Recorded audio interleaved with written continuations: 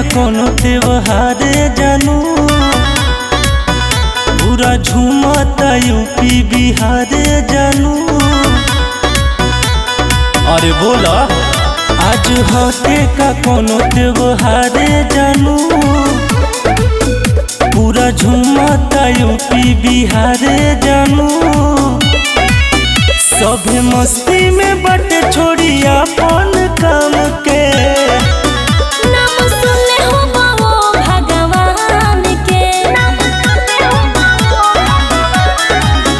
आज जन्मदिन हटे श्री श्री दादा परशुराम के,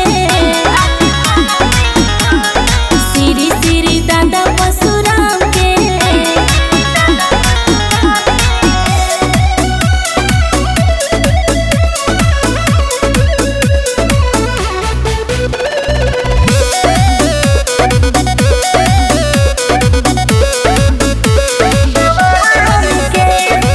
लागता दिन बड़ी खास बटे आज के, इनके पनाज बटे बाभन समाज के।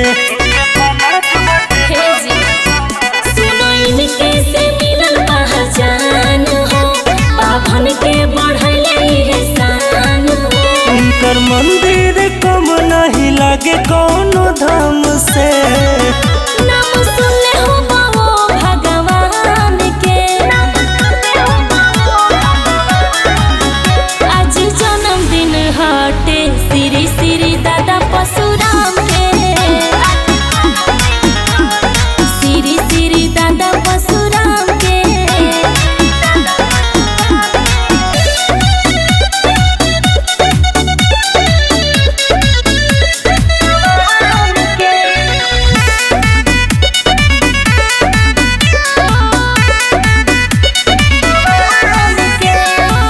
धरती पर अपन कदम जब धइले, आवत ही आवत महान होई गइले।